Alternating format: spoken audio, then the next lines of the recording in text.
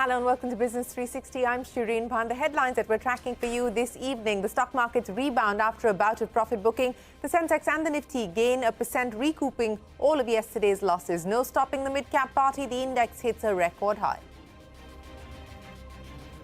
Rising tensions in the Middle East keep oil prices elevated. A coalition of countries led by the US warn Iran-backed Houthi rebels of consequences if they continue attacks on shipping vessels in the Red Sea. Bahrain, which has a strained relationship with Iran, is the only signatory country from the Middle East. US Secretary of State Antony Blinken set to visit Israel after the assassination of a top Hamas commander in Beirut. Israel says it attacked terrorist infrastructure in Lebanon, killing 4 Hezbollah members. The US State Department says it's deeply concerned over the risk of the war spreading to other regions. SBI Chairman Dinesh Khara says the bank has nothing to worry about as unsecured loans remain under control. This after the central bank tightened norms for unsecured retail loans. Khara says RBI wants to ensure that the system doesn't get overheated. The government will consider divesting its stake in shipping companies depending on their capital needs, says the Union Defence Secretary Giridhar Armane. Also adds the government is exploring joint ventures for shipbuilding, PSUs as well. That's an exclusive. India's health regulator directs blood centres and hospitals not to charge premium on blood units, only allows charges on supply and processing, asks states to ensure strict adherence. Delhi Chief Minister Arvind Kejriwal fails to appear before the Enforcement Directorate for the third time in relation to the liquor excise case, as the summons are vague and motivated to intimidate opposition before the general elections. Today, I mean, if your second child were to say that I want to be part of Infosys, what would you say? If Rohan were to say he wants to be part of Infosys? He will never say that. Never, never. Rohan Murthy will never say he wants to join Infosys as his father and co-founder of the company, Ananda Murthy. But Murthy regrets his decision to keep family members, including his wife Sudha Murthy, out of the company. That's a CNBC-TV18 exclusive.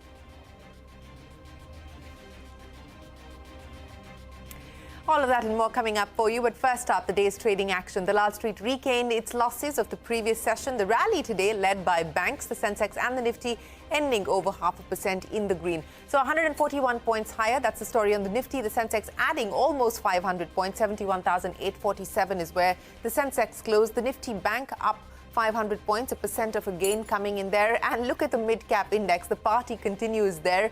New record high for the mid-cap index. And of course, the outperformance for the second straight day, crossing the 47,000 mark. That is the big story for the mid-cap index. Surbi standing by to wrap up the day's market action for us. Surbi, strong day for our markets today. Oh, yes, Shireen, absolutely. What a resounding comeback by the bulls, and that too in the face of not very positive global cues.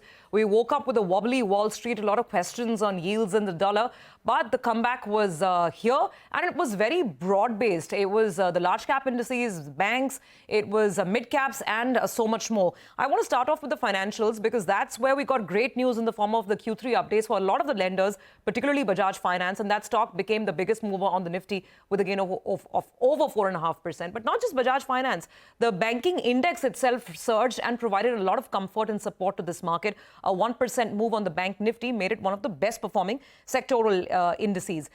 Speaking in terms of participation today, a lot of the consumer stocks got a fair amount of buying as well. Titan, Tata Consumer, Nestle, a lot of the frontline names were in positive territory. And we had Infosys moving higher thanks to a JPM note. JP Morgan has actually gone a little more optimistic on the sector. They were big bears at one point in time, but that seems to be changing. So Infi had the benefit of that. The PSU party was intact. NTPC, ONGC, a lot of the PSU metal and mining stocks like NMDC, Hindustan Copper, you name it, and they were up and about.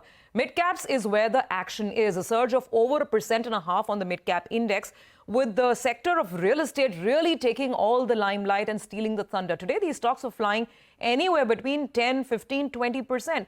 No apparent news. Perhaps it's excitement ahead of the quarterly updates that will start coming in. And on some of them, like Sobha, for instance, there was a specific Motilal Oswal note, which led to a big surge on that stock. So all is very well. Bulls have announced their return, but we do have to keep the global picture in mind because we had that big surge on the US 10-year yield overnight to about 4%. So we need to see that this uncertainty on the extent of the Federal Reserve rate cuts, that needs to start settling down. The dollar needs to start cooling for the bulls to have complete control on this market. But for today, it was a smart comeback. A smart comeback indeed. Surbi, many thanks for joining us. And as Surbi was pointing out the global picture, let's talk about the minutes of the US Federal Reserve's December meeting, which highlight that policymakers indicate they are expecting 3 rate cuts of 25 basis points each by the end of 2024. The Fed had agreed to hold its benchmark rate steady during the meeting. The summary of the meeting also highlights that the timelines for rate cuts hinge on the performance of the US economy. So that's the US Federal Reserve minute that were put out overnight. The US manufacturing activity contracting for the 14th consecutive month. This is the longest stretch of contraction for the US economy in more than 2 decades. Now, as per data compiled by the Institute for Supply Management, manufacturing PMI increased to 47.4 in December after remaining unchanged at 46.7 for 2 consecutive months. This has also come on the back of stronger production and increase in factory employment. A PMI below 50 indicates contraction, so that's the US manufacturing PMI for you. Staying with the US, a US-led coalition of 12 nations have jointly warned Iran-backed Houthi rebels of consequences if the attacks on shipping vessels in the Red Sea route continues. The joint statement released by the White House has called for the release of detained vehicles and crews. The statement comes after several reports highlighting that the US was considering direct strikes if the attacks continue. U.S. Secretary of State Anthony Blinken is all set to visit Israel after the assassination of a top Hamas commander in Beirut. Israel says it attacked terrorist infrastructure in Lebanon, killing 4 Hezbollah members. The U.S. State Department says, and I quote, it's deeply concerned over the risk of the war spreading to other regions. Now, at least 100 people are believed to be killed and several injured in the Kerman city of Iran in 2 deadly bomb explosions. The blasts occurred near the burial site of prominent military commander Qasem Soleimani, who was killed in a U.S. military strike in 2020. A day of freedom for over 470 prisoners of war released by both Russia and Ukraine in the highly complex deal mediated by the UAE. 230 prisoners returned to Ukraine and 248 returned to Russia. This is the biggest ever exchange of prisoners between the warring nations since the start of the war. Back home, the government could consider divesting its stake in shipbuilding companies depending on their capital needs. And that's the word in from Defence Secretary Giridhar Armane. In an exclusive conversation with CNBC-TV18, the Defence Secretary added that the government is also exploring joint ventures for shipbuilding PSUs. Take a look. There is a need for building up a huge infrastructure in the country, either in the shipbuilding or related fields. So the public sector companies are working with several private companies, both Indian and foreign, for formation of JVs, joint ventures. So there can be some capital requirement for that purpose also. We will work out the total requirement of these companies, then look at what can be done. Okay, so you're saying that when it comes to our shipbuilding PSUs, there could be a proposal for divestment in future depending on their capital needs. Yes, that's correct. That is the Defence Secretary speaking to CNBC-TV18. On to corporate news. The Religare board has countered charges levelled by the Berman family over the allotment of 8% of Religare Finvest shares to chairperson Rashmi Saluja via the ESOP route. Terming the allotment through ESOPs as unfortunate, the Berman family said that the process has raised a question mark on the management and the independence of independent directors. The Religare board said that not only were the Berman family's allegations far from the truth, they can be best described as false claims without evidence. The Berman family is the largest shareholder in Religare. Now, fares for Indigo Airlines passengers will reduce with immediate effect after the airline waived fuel charges owing to a recent cut in aviation turbine fuel prices. The removal of fuel charges will be applicable to all domestic and international flights. However, the carrier has maintained it will continue to adjust fares depending on the fluctuation of ATF prices. US-based asset management company Invesco has raised Swiggy's valuation for the second consecutive time to $8.3 billion. As per a Traction report, Invesco has around 2% stake in the food aggregator, which is now worth nearly $150 million. Remember, Invesco had marked up Swiggy's valuation by 42% to over $7.8 billion last year. So that's good news coming in there for Swiggy, and this could perhaps also be on account of the fact that we've seen Zomato notching up gains in the public markets.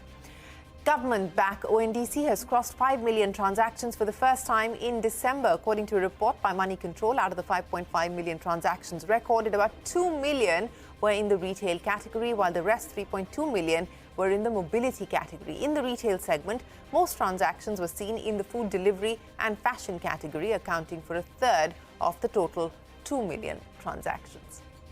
The government has launched an e-portal to procure tur pulses above market prices in a bid to reduce dependence on imports. Now, through this portal, farmers will be able to use the platform to register their available stock that they intend to sell. The centre aims to build buffer stocks and incentivize farmers through this initiative. The Drugs Controller General of India has directed blood centres to not charge a premium for blood. Sources have told CNBC-TV18 that these centres can only charge for supply and the processing cost of blood and blood components. Timsy Jaipuria standing by with the details. Timsy, take us through the government action on this front. In a bid to ensure that there is seamless supply of blood, and that too at nominal rates, the Drug Controller General of India, in a strict direction, has asked states and union territories to ensure that blood centres do not charge premium. Drug Controller General says, and I quote, "Blood is not for sale, it is only for supply," end of quote. And thus, blood centres can now only charge for supply and processing cost of blood and blood components. Drug Controller gave these as a written direction to states in an order issued on 26 December 2023. CNBC-TV18 has managed to access the copy of the orders, and this move comes after the fact that Drugs Consultative Committee in September last year was deliberating on the issue of overcharging by blood centres on supply of blood. So let's see how soon these orders are replicated across the country, and yes, whether they actually result in lesser cost for the people once they go and access blood for their near and dear ones. Back to you. Okay, Timsy, many thanks for joining us. Up next, Rohan Murthy will never say he wants to join Infosys as his father and co-founder of the company, Nadu Murthy. A slice of that CNBC-TV18 exclusive when we return.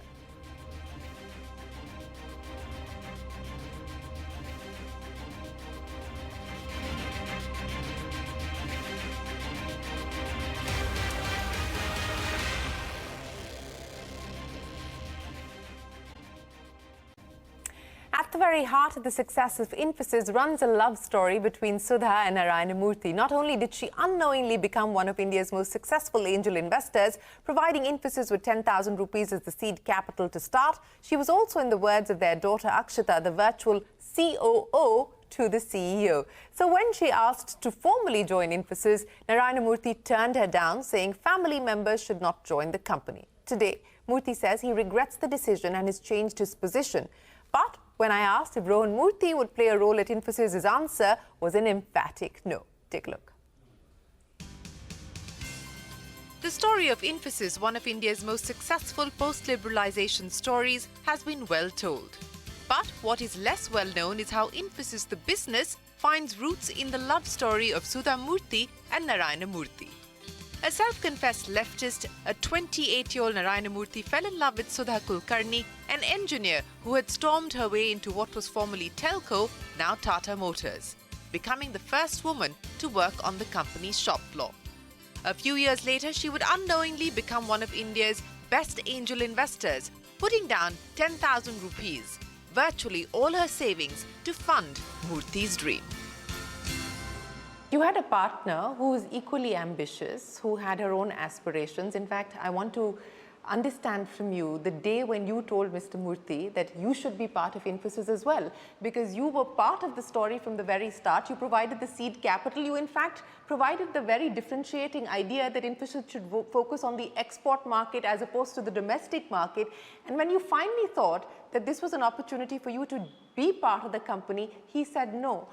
And that wasn't an easy one for you to accept. No, but one more important thing, she was as qualified in most ways, exactly. more qualified than all the 6 or 7 of us. That is also very important. Not that she was not qualified. Exactly. So therefore, that's very important, yeah. So why did you say no then?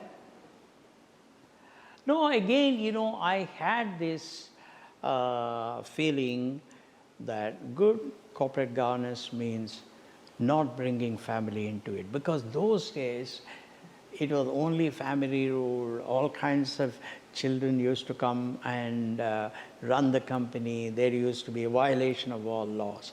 But later on, Shirin, I must tell you this, a few years ago, I had a long discussion with a couple of professors of philosophy from 2 extremely well-known universities in the world, and they said I was wrong. You know, they said, Mr. Murthy, you are wrong, because as long as the other party has the merit, whether it's your wife, your son, your daughter, as long as that person has the merit, as long as they go through the normal procedure, you have no right to prevent that person from being part of the thing, because you are then taking away some of your right. That's why, I don't know if you remember, when we had the discussion, I openly said I was wrong. Now I don't believe this. I think what I was doing those days was wrong. I was wrongly idealistic. And in some way, I think I was influenced a lot by the environment of those days. Now that you acknowledge the fact that you were wrong about someone with merit who happened to be a family member coming back or being a part of Infosys, today, I mean, if your second child were to say that I want to be part of Infosys, what would you say? If Rohan were to say he wants to be part of Infosys? I think he's even stricter than I am in these ideas. He will never say that. Never, never. First of all, I am just a shareholder of Infosys. I have not been consulted on any issue in Infosys in the last, since August 4th or 5th, 2017, when Nandan took over. Not once. It's the right thing. I mean, he's doing it the way we all did, okay? So, apart from being the largest family shareholders of Infosys, we have nothing else to do with Infosys. That's the reality. Well, that's N.R. Narayana Murthy and Sudha Murthy, and you can catch that conversation with them here on CNBC-TV18 through the week. Now, there's less than a week to go for Tamil Nadu's Global Investor Summit. The state has already received some pretty big investment promises over the last few months and expects this number to rise significantly by the time that the summit ends. Jude Sunnit caught up with Tamil Nadu's Industries Minister on which sectors the state is betting on to draw in the big bucks this year. Take a look.